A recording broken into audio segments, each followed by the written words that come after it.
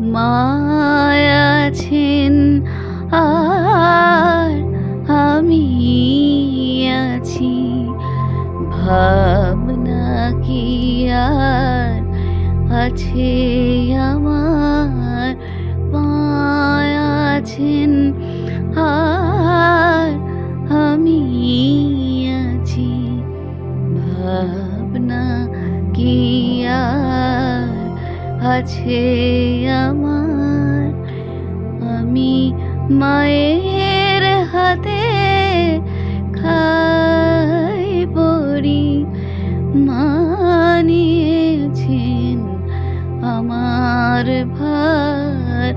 মায় আছেন আর আমি আছি, ভাবনা কি আর আছে আমার। জয় ঠাকুর, জয় মা, জয় স্বামীজি। ভক্ত ভৈরব গিরিশের মাতৃভক্তি ছিল অসাধারণ। তিনি মাকে এক উচ্চাসনে বসিয়েছিলেন। মাও গিরিশের প্রতি ছিলেন যথেষ্ট স্নেহশীলা। গিরিশের মৃত্যু ছিল তার কাছে ইন্দ্রপতন। আজকে আমরা সরযুবালার দেবীর চোখে মায়ের প্রতি গিরিশের ভক্তি শ্রদ্ধা এবং মায়ের তার প্রতি স্নেহটি কেমন ছিল তা পাঠ করব। 13ই মাঘ 1318। আজ মায়ের কাছে গিয়ে প্রণাম করে বসতেই মা আক্ষেপ করে বললেন, আহা, গিরিশবাবু মারা গেছেন। আজ 4 দিন। চতুর্থীর কাজ আমায় নিতে এসেছিল। সে নেই, আর কি সেখানে যেতে ইচ্ছে করে? আহা, একটা ইন্দ্রপাত হয়ে গেল। কি ভক্তি বিশ্বাস ছিল! গিরিশ ঘোষের সে কথা শুনেছ? ঠাকুরকে পুত্রভাবে চেয়েছিল। ঠাকুর তাতে বলেছিলেন, হ্যাঁ, আমার বয়ে গেছে তোর ছেলে হয়ে জন্মাতে। তা কে জানে মা, ঠাকুরের শরীর যাবার কিছুকাল পরে গিরিশের এমন একটি ছেলে হলো, 4 বছর হয়েও কারুর সাথে কথা বলেনি। ভাবে ভাবে সব জানাতো। ওরা তো তাকে ঠাকুরের মতো সেবা করত। তার কাপড় জামা, খাবার জন্য রেকাব, বাটি, গেলাস, সমস্ত জিনিসপত্র নতুন করে দিলে সেসব আর কাউকে ব্যবহার করতে দিত না।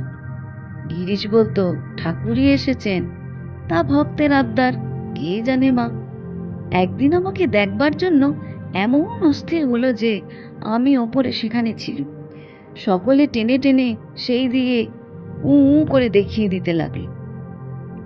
প্রথমে কেউ বোঝেনি, শেষে বুঝতে পেরে আমার কাছে নিয়ে গেল।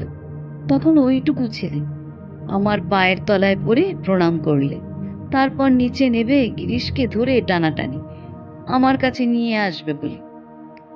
তা সে তো হাউ হাউ করে কাঁদে আর বলে, ওরে, আমি মাকে দেখতে যাব কি? আমি যে মহাপাপী। ছেলে কিন্তু কিছুতেই ছাড়ে না।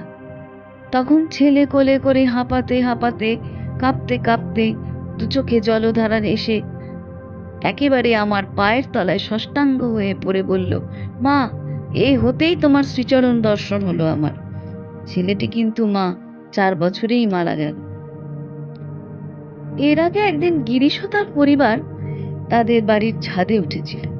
আমি তখন বলরাম বাবুর বাড়িতে বিকেলবেলা ছাদে গেছি। গিরিশের ছাদ হতে তাকালে যে দেখা যায় সেটা আমি লক্ষ্য করিনি। পরে তার পরিবারের কাছে শুনলুম সে গিরিশকে বলেছিল, ওই দেখো মা, ও বাড়ির ছাদে বেড়াচ্ছেন। গিরিশ ওই কথা শুনে অমনি তাড়াতাড়ি পেছন ফিরে দাঁড়িয়ে বলেছিল, না না, আমার পাপ নেত্র, এমন করে লুকিয়ে মাকে দেখব না। এই বলে সে নিচে নেমে গেছিল।